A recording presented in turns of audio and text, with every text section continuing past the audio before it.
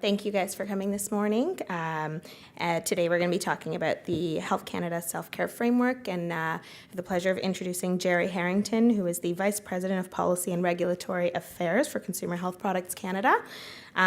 Jerry leads a team that works to improve public, government, and stakeholder understanding of the role of self-care with consumer health products in Canada.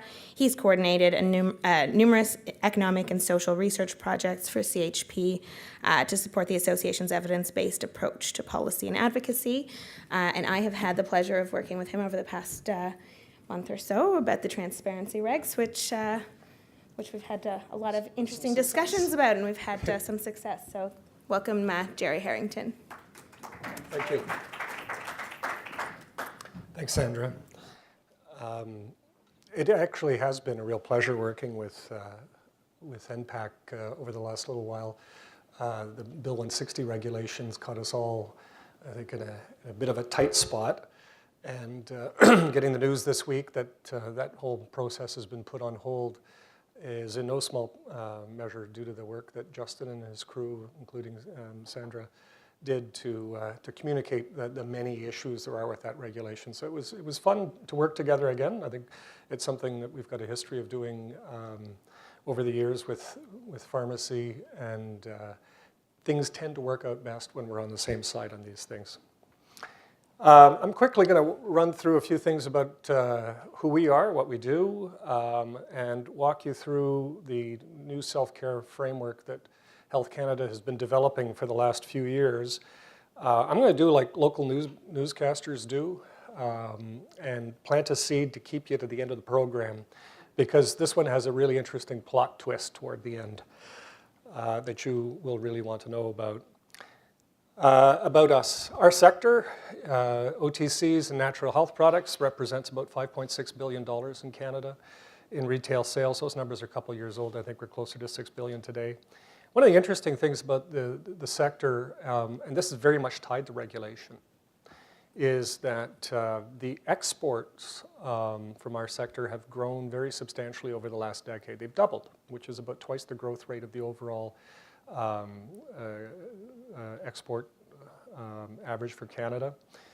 That's been driven largely by the natural health product regulations, particularly the quality standards that were put in place, which are seen as world-leading, and have created a lot of demand for Canadian-made natural health products globally. One of the things we do as an association is issue export certificates for companies doing business with over 100 different countries.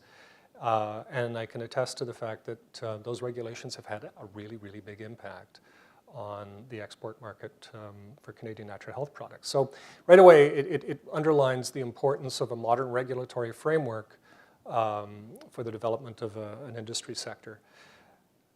Over 56,000 Canadians employed in our sector, and basically, long story short, that's our stuff, lining your front shop. Our member companies, most of them are very familiar to you, no doubt. I'd say about 2/3 of our members' sales come from the consumer divisions of major pharma companies. Others are consumer packaged goods companies that have a healthcare portfolio, and a few pure play natural health product companies. So we frame everything up as an association, as advocates around self-care and its role in the Canadian healthcare system. So we've done lots of these kinds of infographics to sort of underline the research that we've done, showing that how people deal with minor ailments through self-care has ramifications that go just beyond, a bit beyond just how they deal with the symptoms of coughs and colds and the rest of it. It actually has quite an impact on the healthcare system. And we'll walk you through a few things that we've done on that front. But the long and the short of it is that virtually any ailment, ranging from at one end of the spectrum, terminal cancer, to mild allergies at the other end of the spectrum, there are a certain proportion of activities that are self-care and a certain proportion of activities or of individuals who will rely on professional care.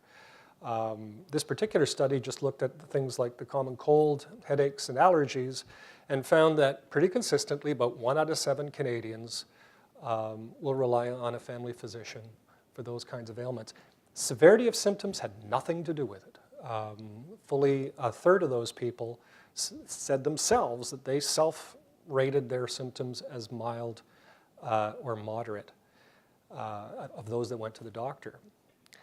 One of the curious things that we discovered in looking at these data sets is that the people who went to the doctor, that 1 out of 7, were more likely to come from a higher socioeconomic background, higher income, higher education levels. And that was totally counterintuitive. The standard narrative has always been that these people are more self-efficacious and can take care of more of their own ailments. They also have really good drug plans, though. And that seems to be the driver.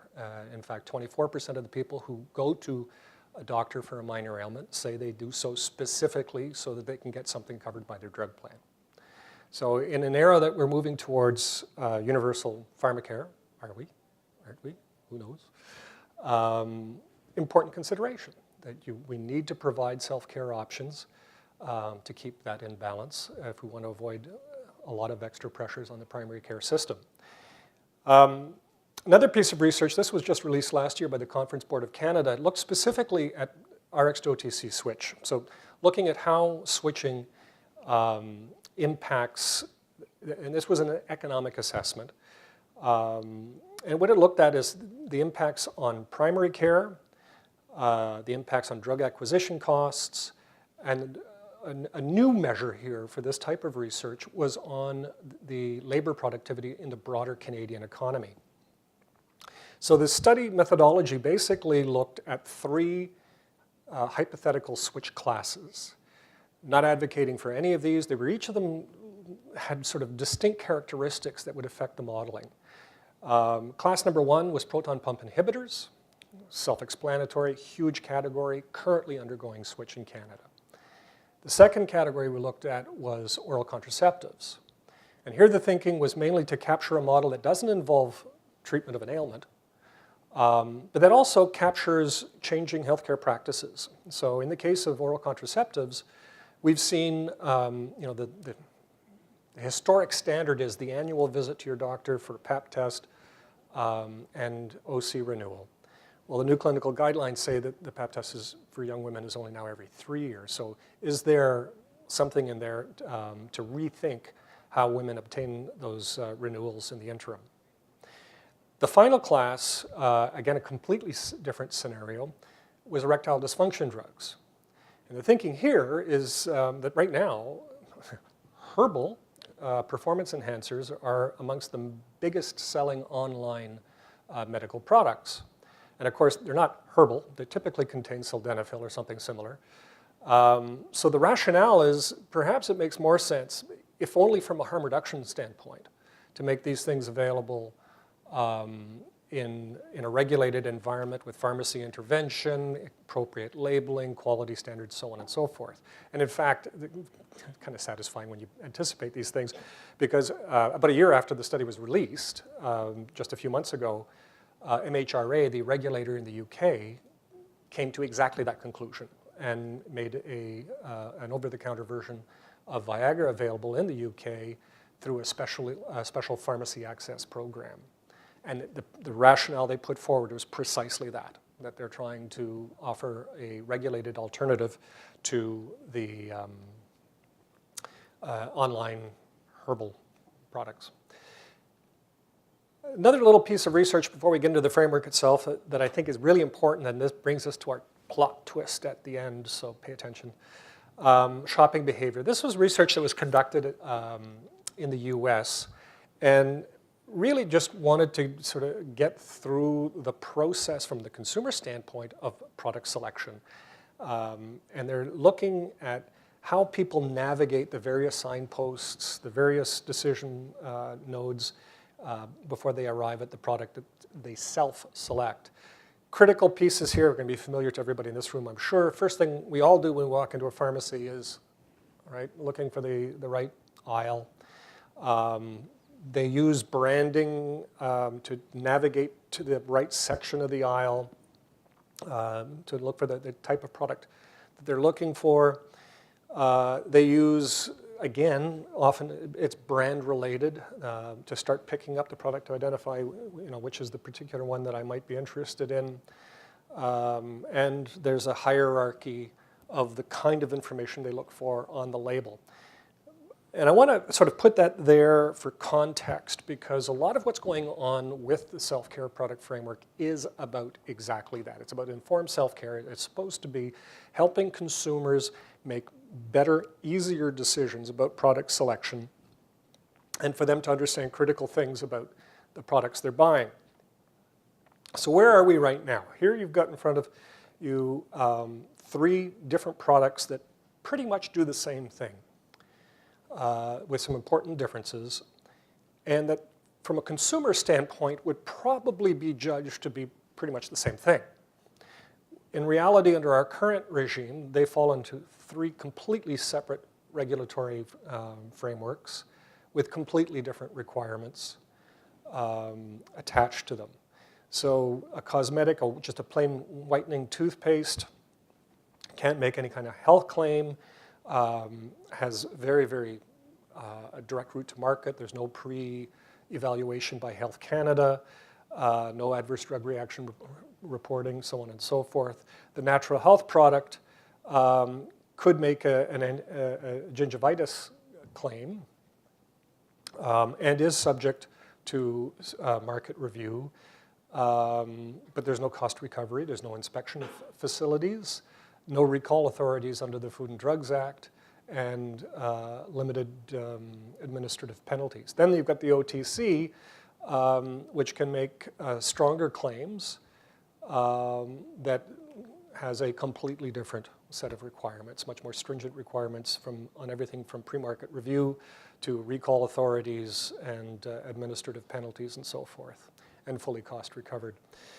So Health Canada did some survey work a couple of years ago, decided that Canadians need something new. They found that Canadians quite intuitively believe that if products are making similar claims, they should be subject to the same kind of standards. They had some really kind of funny ideas about what Health Canada does. Apparently, about half of Canadians figure that Health Canada literally tests physically every health product on the market and in a laboratory setting. Fairly high levels of Canadians self-report. They don't feel very confident about their knowledge of these products. It varies somewhat depending on the product category, but they feel underinformed. And one of my favorite findings is that there is a broad sense that OTCs in particular are science-based, and high levels of agreement with that. Notwithstanding that, they don't trust the claims. And so there's a healthy, I think we got to put this into perspective. There's a healthy, what is the word I'm looking for? There's a healthy skepticism about marketers, and I think that's not unusual in any sector. But it is really quite striking in the survey that there is, despite that low level of trust in the claims, or I call it skepticism, there is a pretty strong understanding or expectation that the regulator is science-based. Last year, Then Health this Canada happened. licensed more than 10,000 natural health products like these, from herbal-based remedies to homeopathic treatments. They're sold next to conventional medicines and promise to be effective. But what kind of science is there to show they work? We discovered getting a Health Canada license to sell a natural health product can be so easy, we did it ourselves at Marketplace. Photocopied a few pages from a homeopathic reference book, filled out some paperwork for a product we made up, and sent it off. No research, no clinical trials, no actual pills. Soon after, we got a license to sell our own remedy for children's fever and pain, and claim it's safe and effective. Disturbing for this health researcher. If a product is put on the market that makes a health claim, then that health claim should be substantiated by evidence. After our investigation, social media lit up with calls on government to crack down on unproven health remedies. Tweets like, "Deeply disturbing, Health Canada. You need to address this terrible system." And "People deserve to be able to make informed choice." Now, following our investigation, Health Canada is changing its policy. When it comes to homeopathic children's products for cough, cold, and flu, companies will no longer be able to make health claims like the ones we questioned unless they're supported by scientific evidence. But critics say the changes don't go far enough. I don't think it makes any kind of sense to draw a line at age 12 and to require evidence for children's products, but not to have the same criterion for products that are sold to adults. We asked Health Canada why all homeopathic products don't require scientific evidence. They didn't respond to that, but did say they're concerned the similarities in packaging between conventional medicines and homeopathic products might be confusing. Erica Johnson, CBC News, Toronto. One little aside about that video clip. Anybody notice the product name? Niton? It's an anagram for nothing.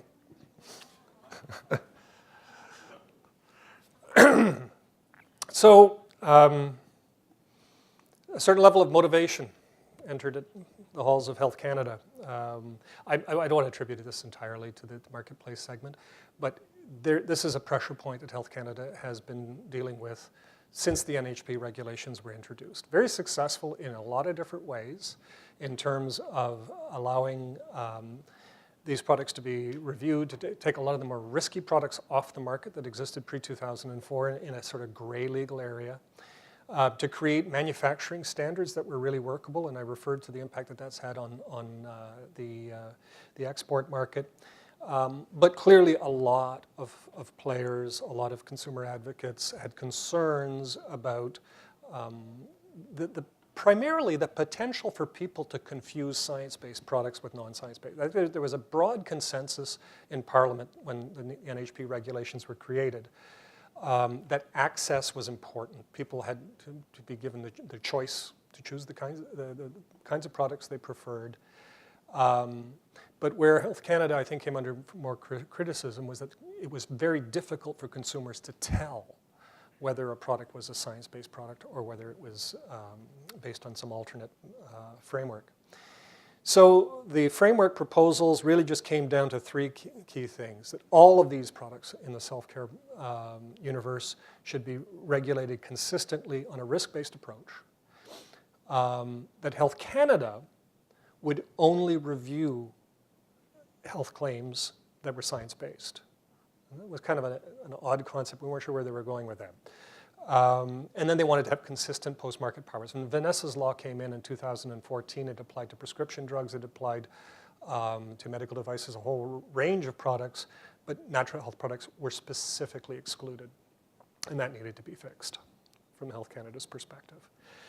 So looking at our status quo, if you look at the vertical axis here as being risk level, if you look across these categories, obviously the cosmetics, which are included in this framework, are typically much lower risk products. But both natural health products and OTCs span a very, very substantial range of risk profiles. And while it is likely true that if you were to look at the products in the aggregate, that the NHPs tend to be lower risk than OTCs in aggregate, the reality is they both span a very, very similar risk range. And what Health Canada was proposing to do is essentially reconstruct the regulatory environment so that it looks at these products on a risk basis rather than that primary use or in the case of NHPs, I mean, NHPs, for all intents and purposes, under the regulations, are OTCs with an active ingredient that occurs in nature. That's it. Which is exactly why Sudafed is an NHP, why Nicorettes are NHPs. When the natural health product regulations came into effect, about 3,000 OTC products became natural health products. So this three-category approach that was developing with extensive consultation looked at everything from what the basis for claims would be, the evidence requirements, the labeling requirements. A little teaser here.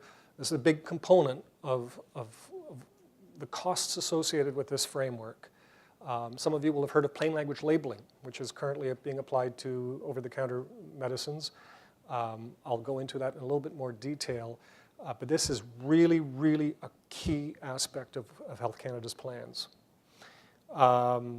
Again, the differing categories would have different routes to market. Category 3 products, the highest risk products, would have to be reviewed and approved by Health Canada.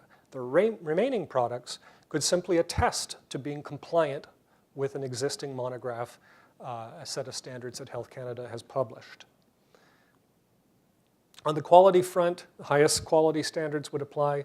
Basically, the current drug GMPs for category 3 products, whereas the other products would have lower quality requirements. Mainly, really, it just came down to the need for inspections and that sort of thing, and some element of training requirements for staff. And then the big leveler would be on vigilance, in other words, adverse drug reaction reporting and monitoring, the ability to recall these products, and cost recovery fees. So basically, more of a level playing field sort of move on Health Canada's part.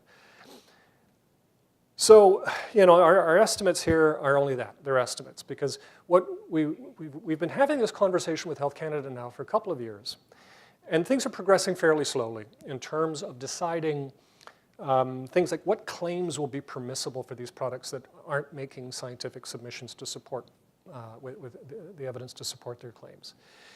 What Health Canada has said really, really clearly is that there's no product currently on the market that will not be permitted on the market. They're not looking to remove access to these products. What they are saying equally clearly, though, is that the claims permissible for some of these products, and think back to that marketplace ad if you want to identify what they have in mind, that those claims would no longer be permissible. And that even for some of the products, these traditional use products or homeopathic products where claims might be permitted, that they were exploring the idea of disclaimers. So some of you may be familiar with DSHEA, that's the US law for dietary supplements, which has a mandatory disclaimer on the label that says FDA has not reviewed this product. It is not to be used for the treatment of any disease or condition. So Health Canada was toying with that, and basically that dialogue was something that was ongoing. So yeah, the number of products on the market should remain the same from a pharmacy perspective, but their viability might change if the claims are more severely restricted. Flip side of the coin is it'll be easier for your patients, your customers, to identify what is what and who's who in the zoo. And the promise was of better labeling, greater clarity, greater ease of use for Canadians who select these products. Again, the labeling piece is really key. The information environment is very high up in Health Canada's priorities. And if you look at the survey work that we've done, we know that there's a pretty consistent trifecta of information influences. First and foremost is the product label and pharmacist. In OTCs in particular, those two are always neck and neck. With subtle shifts if you go to NHPs or cosmetics. The third factor, there's no denying it, is Dr. Google, which is a huge, huge influence on consumer product selection. When it comes to reading the label in particular, and I'm warming up here to our plot twist, we know that that's not something people do universally. At the time of first use is the most likely time people will seek out information on the product label.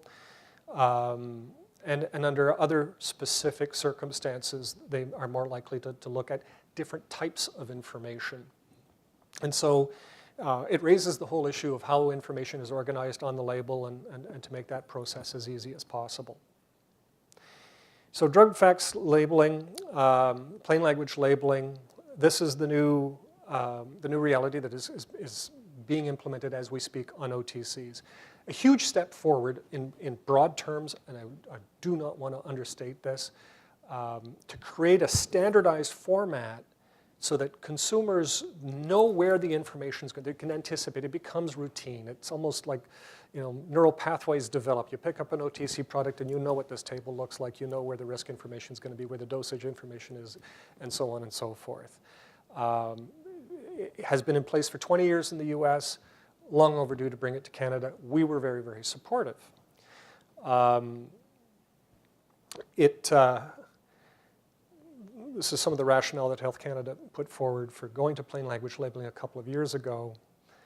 And here are all the categories of information, the standardized layout. But a big part of this was that there would also be an element of making it more readable, not just that the information is easy to find, but there was a lot of emphasis on the formatting, font size, and so forth. And industry was not involved in that process.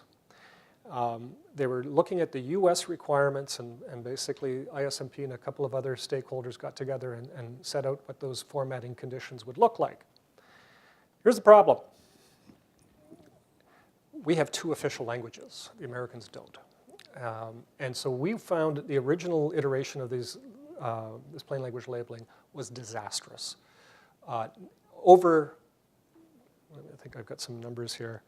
Yeah, about 9 out of 10 OTCs could not fit the information in that format, in that font size, on existing packages. So the work began to try to adapt this thing and to bring those numbers down to a reasonable level. Here's an example of a label for a sunscreen product. The blue area is the actual product label. That big white box is the information that we're supposed to somehow cram into that. And you can't even use a peel-away label on this type of a tube. So the problems here, the technical challenges, they were more than just added expense. Like, these are literally, in some instances, insurmountable problems. So what Health Canada proposed eventually is that we'll allow manufacturers to use a URL so that a full online label could be made available. And we thought this was a terrific idea. But our thinking would have been that with that online label, you could then use a smaller font size, but you still want all the information on the label. Health Canada's approach was quite different. They said, no, just take it off the product label. But what is on there has to be in 6-point font, and it has to meet the current formatting requirements. And to say that we found that a little counterintuitive is a major understatement, because some of these are the technical details of the change. The bottom line is that plain language labeling should turn into less information in a bigger font. It just makes 0 sense to us. And there are other problems. So one of the key things that happens here is that if you look at most Canadian OTCs and NHPs, they have 2 principal display panels, one in French, one in English. There's a really good reason for that. Remember the research we presented a little at the beginning of this talk about how people find the product on the shelf. The principal display panel is essential to that process. It plays a key role. Here's one of the best examples that we've seen of attempting to adapt to a single principal display panel, which becomes necessary with the amount of information we're trying to cram on here. Note things like the original product in the old labeling format on the left clearly indicates non-drowsy. It's easy to spot. A little tougher to spot that on the bilingual piece. You've just got a ton of additional information there. And we're concerned that if the original goal here was to reduce medication errors, and we're taking the most important component, in terms of packaging, obviously pharmacy plays a huge role, but in terms of packaging, the single most important component there for product selection is that principal display. We've just made it harder to use. So it's a bit mystifying that at the end of the day, plain language labeling is about making less information available on a larger font size.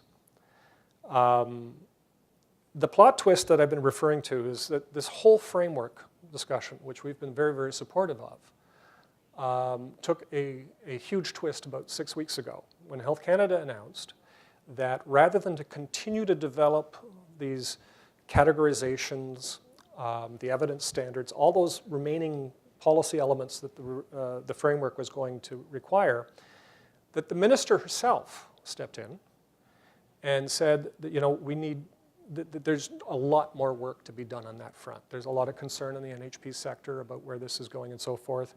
So let's take a phased-in approach. And phase one for the framework is that we're going to apply plain language labeling to natural health products. So I'm going to put this into context for you. When the OTC plain language labeling regulations were passed, the Canada Gazette said that this would cost the industry about $3.5 million across RX and OTC, one-time costs. For OTCs alone, our calculations right now put the cost to industry at somewhere between $120 and $180 million for OTCs alone. There are about twice as many SKUs of NHPs, and the ability to apply this formatting to NHPs when you've got, in some instances, 25 ingredients it's off the charts. So it is a very, very deep concern here that this new approach to the framework from Health Canada to prioritize plain language labeling has the potential to disrupt what's going on your shelves. We're already in a situation where, as of a week ago, the new labeling requirements for acetaminophen kicked in. And a lot of manufacturers attempted to get plain language labeling done at the same time. It proved not to be possible. And so they aren't meeting the deadline for the revised acetaminophen labels. And some of you are in a position right now of trying to evaluate whether or not you can continue selling the old labels. That's a problem that could become very widespread in very short order if we cannot get a serious rethink of this initiative. Put this into perspective. These are all the labeling initiatives that Health Canada is driving right now, just in the sectors that affect your business. We've had OTC plain language labeling underway now for a couple of years. They've now announced that they're going to put natural health product labeling on the table. The OTC framework is also going to revisit labels again, because as we said a moment ago, right, they're going to be talking about disclaimers for various types of, so these labels are going to have to go back for revision again at some point in the next 2 to 5 years. Likewise for the NHPs and the cosmetics. We just had the labeling standard for acetaminophen updated. Multivitamins and minerals. There are 12,000 registered multivitamins and minerals in Canada. That labeling standard's just been revised. There's a 2-year window to implement those labeling changes. That overlaps with the newly proposed natural health product labeling initiative. And let's not forget what's happening on the food side. We've got front of pack labeling going on, and we've got the new nutrition labeling requirements going on. The bottom line here is that there's only so much supply chain capacity out there. The packagers and the labelers, the Jones Packagings of this world, the Bridgemarks and so forth, are at capacity as we speak. And the idea that we're going to somehow get all of this done in the time frame that Health Canada is seeking to have it done without some disruption at the store shelf level is looking a little doubtful. So the question mark is, what's our best alternative to what's being proposed? We think pharmacy plays a huge role in this. There's been kidding, quite frankly, in the industry that we could probably put an iPad in every aisle of every pharmacy in the country for less than what this initiative is going to cost the sector. It is truly a bit out of control right now, and we need to look at if you'd have told us in 2014 when these regulations were proposed, what they did tell us was it was going to cost $3.5 million to fix up the labels. Let's do it. That makes perfect sense. If you told us then that a couple $100 million was going to be invested in trying to reduce medication errors in Canada, I assure you that there's no way anyone would have agreed that putting less information in 6-point font on product labels was the way to do that at a cost of a couple $100 million. We think there's got to be better ways. It's about education. It's it has to happen in store, it has to happen online, it has to happen on product labels, but it needs to be in a realistic fashion that actually accommodates the way people use these products. It is not based on something as ludicrously simple as a minimum font size. So that's it. I've gone a little bit over, but we do have time for a few questions if anyone has any. One of your pages you talked about 2/3 of Canadians look for promises as the first point that you have. But is it just for OTC or for any? It tends to be stronger for OTC, substantially, but not categorically. Like, you know, I think it depends on the category. Like we've been doing this kind of research forever. You know, for things like cough cold, pharmacists I think are up around 2/3 as the primary source of information. For natural health products, again, you know, bear in mind, we make those distinctions. Consumers don't always make that distinction. But for things they think of as OTCs, it tends to be in that range, 50 to you know, but from half to 2/3. When it's more of a traditional NHP, like a herbal remedy, that kind of thing, that figure drops you know, by maybe 30-40%. You know, so you're down in the 30-40% range. Higher in all instances than MDs, though. That's worth noting. And that's different between Canada and the US. The US, the doctor predominates. In Canada, there is a very significant shift towards the pharmacist when it comes to advice for OTCs. This is more of a comment than a question, but you know, every time I see stuff like this happening, whether it's OTC or a generic medication or a branded pharmaceutical, where Canada wants to do things differently than the rest of the world, it really stifles bringing new innovations to Canada that may exist in other countries. Because as global manufacturers, every time we have something different from Canada, it's very difficult to stop the line and start again. Yeah. Do something completely different. So the reflex reaction for most of the global companies is just, I'm going to stop investing in it. And it's very scary to hear this, and having worked in the pharma industry for over 20 years, I'm seeing this more and more, not just across companies, because the barrier to entry into the Canadian market is Yeah. becoming. And particularly in innovation. Anytime you want to innovate, the barrier gets higher. You know, I have to agree. Just yesterday, I was in a meeting with an MP and the new CEO of one of our member companies, one of the larger member companies. And she described it this way. She basically said, you know, Canada, for a global company, is, I think she said it was a top 9 market globally. But when it comes to product innovation, Canada is not even at the table because the barriers are so much higher. If you look at Rx to OTC switch, we're 7 to 10 years behind the US. We're even further behind the EU, Australia, Japan, New Zealand.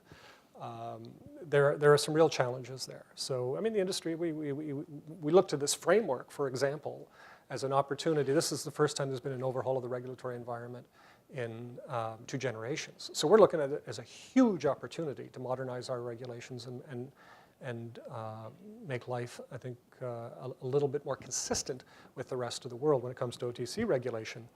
So you can imagine our disappointment when all of a sudden it became about applying the single biggest regulatory disaster we've seen in the last decade to the remaining products. You know, to put this in perspective about NHPs, because I think there's a broad misconception here. Our member companies, so the Pfizers, the J&Js, the GSKs of the world, more than 50% of their products are actually regulated as natural health products. So the OTC, versus, you know, what is an OTC versus what is a natural health product? You've really got to look at the label. You'd be astounded at some of the things. Hydrocortisone is a natural health product. You know, Nicorette, Sudafed, Tums. There's a long, long list of these products. So this framework, you know, offers huge opportunity, but the approach that's being proposed right now should terrify everybody because, and this is not just about the branded products, this is going to be about your private labels as well. The same challenges are there. In fact, greater. For the branded manufacturers, let me be candid. investing in innovative labels, peel backs, and so on and so forth to maintain your branding is something that the companies are going to do. That's a whole lot more difficult to do with a low-margin private label product. And that's something to bear in mind as well. Ron. Just a question, with the marketplace and them registering a bogus product,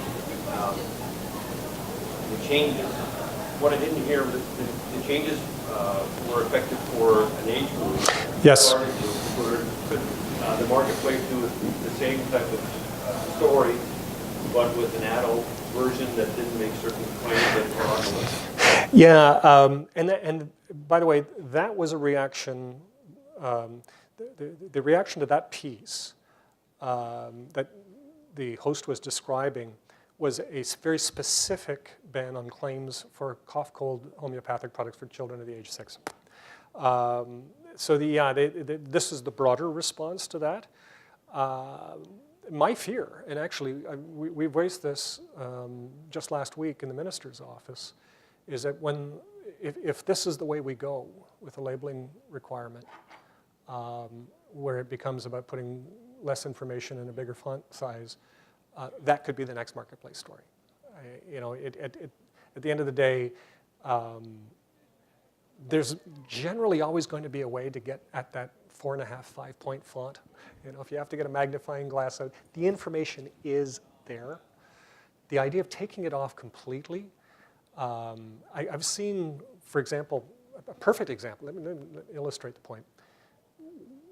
We're just in the process now of introducing the new acetaminophen labeling, which has a whole bunch of new front-of-pack warnings and label warnings, et cetera, to deal with the potential for liver failure. All of that additional information under the rules Health Canada is proposing for plain language labeling would come off the pack, which I'm at a loss. I'm at a loss. Anything else? Well, thank you very much. I hope it's been useful.